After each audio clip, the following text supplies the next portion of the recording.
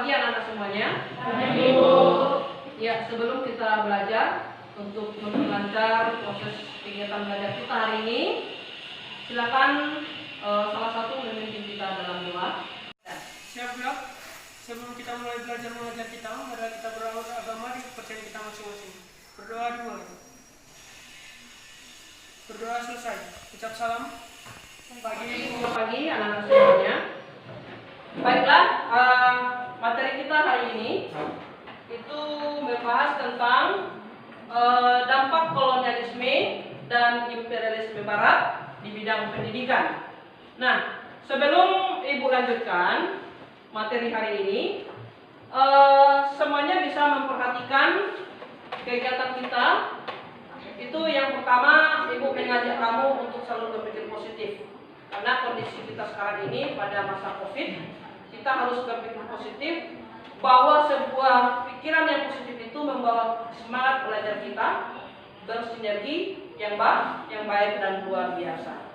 Nah, ditambah lagi pelajaran kita hari ini tentang sejarah menyatakan bahwa belajar sejarah itu adalah mudah. Tidak ada belajar sejarah itu sulit. Nah, oleh sebab itu sebelum kita lanjutkan, mungkin ada yang bisa di antara kamu, ada yang bisa menjawab pertanyaan? Ya, silakan, Arlis. Terima kasih telah diberi kesempatan kepada saya, dan baiklah saya akan memberikan pendapat saya tentang pendidikan di masa kolonial. Pada masa Belanda, kolonial Belanda mendirikan sekolah dengan alasan mencapai kemakmuran sendiri di pihak Belanda.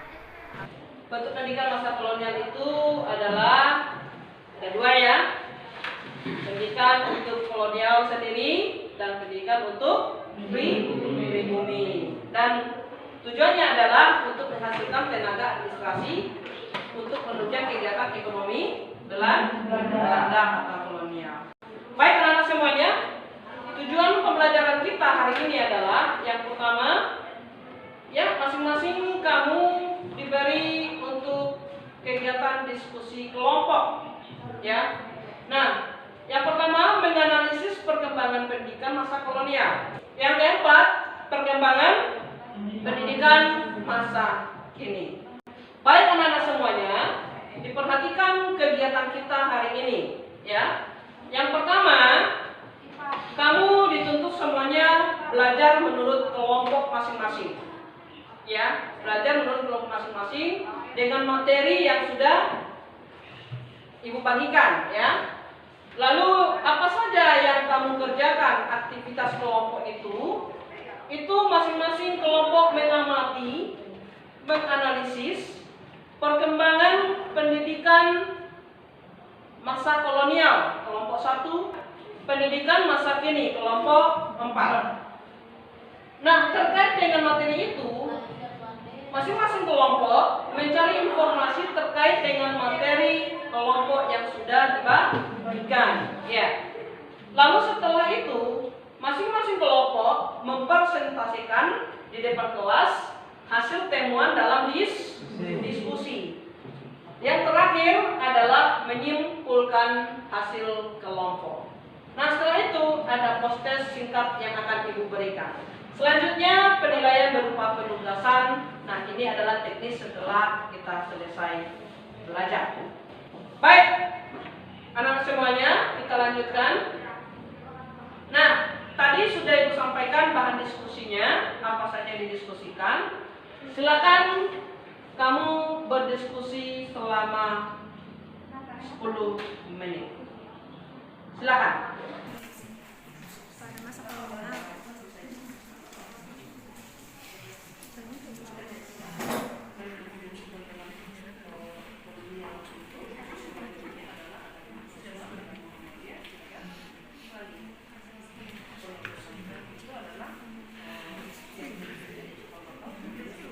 Baik, sudah saatnya masing-masing diskusi kelompok menyampaikan, mempresentasikan hasil diskusinya di depan kelas.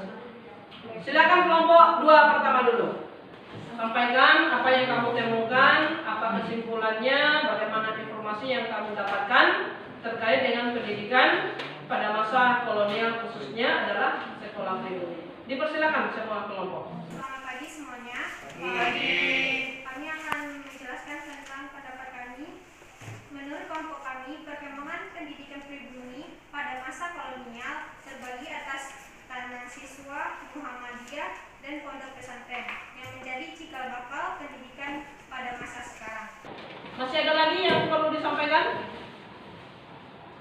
Di sini saya menanggapi untuk perkembangan sekolah untuk masa sekarang itu bukan hanya dari sekolah pribumi, melainkan dari sekolah kolonial, yaitu terbagi dari sekolah tingkat rendah, sekolah tingkat menengah, dan sekolah tingkat tinggi. Ada beberapa yang dari Eropa, yang tingkat rendah yaitu contohnya SD orang Eropa, dan SD orang pribumi. Kemudian tingkat menengah, sekolah menengah pertama, sekolah menengah atas, dan Burger School. Kita lanjutkan dengan apa yang telah disampaikan tadi, bahwa beberapa kegiatan pendidikan pada masa kolonial yang paling berdampak di Indonesia adalah pelaksanaan politik etis, pelaksanaan politik etis, khususnya di bidang pendidikan, di mana di bidang pendidikan ini adanya pendirian berbagai jenis sekolah, mulai dari tingkat dasar hingga tingkat tinggi. Nah, oleh sebab itu, bagaimana pendapatmu tentang politik etis ini di Indonesia? Ada yang bisa berikan pendapat? Nah, silakan Jordan. Politik etis dalam bidang edukasi berhasil membawa perubahan dan kemajuan, yaitu kemajuan ini tidak terlepas dari keberadaan kaum intelektual Bumi Putra yang mulai memikirkan nasib bangsanya. Baik, iya, pendidikan Bumi Putra yang berawal dari politik etis, dampak dari politik etis menciptakan kaum intelektual Indonesia. Nah, baiklah anak-anak semuanya. Tadi pelajaran kita sudah didiskusikan menurut kelompok. Silakan anak semua mengerjakan post-test yang di depan. Nah, yang pertama, apa tujuan kolonial mendirikan sekolah? Yang kedua, bagaimana dampak pendidikan masa kolonial terhadap pendidikan masa kini? Ya, ini dikerjakan melalui penugasan pribadi. Ya, dikerjakan dengan penugasan pribadi dan dikumpulkan. Penilaiannya nanti adalah penilaian pribadi. Nah, oleh sebab itu, mari bersama-sama kita mengambil sebuah kesimpulan, kesimpulan dari materi kita yang diajarkan hari ini. Ya, ada yang berikan kesimpulan? Ya, silakan Muna. Kesimpulan yang dapat saya ambil yaitu berkembangnya pendidikan yang diikuti oleh kaum Bumi Putra telah melahirkan kaum terpelajar yang kemudian mendorong gerakan nasionalisme di Indonesia, yang kemudian ikut mendorong lahirnya Sumpah Pemuda. Sekian. Iya. Ada lagi? Ya, silakan. Kesimpulan yang saya dapatkan adalah setelah diterapkannya politik etis pendidikan, akhirnya pribumi mendapatkan kesempatan untuk bersekolah. Iya. Kesimpulannya bersama-sama kita dan sudah disampaikan tadi adalah berkembangnya pendidikan diikuti oleh kaum Bumi Putra, atau kaum intelektual yang melahirkan kaum terpelajar di Indonesia, mendorong lahirnya gerakan nasionalisme di Indonesia. Lalu yang kedua, masih bersifat pendidikan yang didirikan oleh kolonial, ada salah satu yang paling berdampak adalah politik etis. Kalau tidak ada lagi, nah kira-kira ini bisa dikerjakan? Ada yang bisa menjawab ini salah satu dari tugas tadi? Apa tujuan kolonial mendirikan sekolah? Ya, silakan. Tujuannya adalah untuk menjaga lingkungan di pihak Belanda, untuk menghasilkan rekor administrasi Belanda. Terima kasih.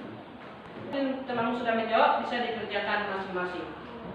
Selesai belajar dengan ibu, nanti dikumpulkan tugasnya. Bisa dipahami? Bisa, Bu. Baik, kalau tidak ada lagi, kita akhiri pelajaran. ini. Sampai jumpa dan terima kasih.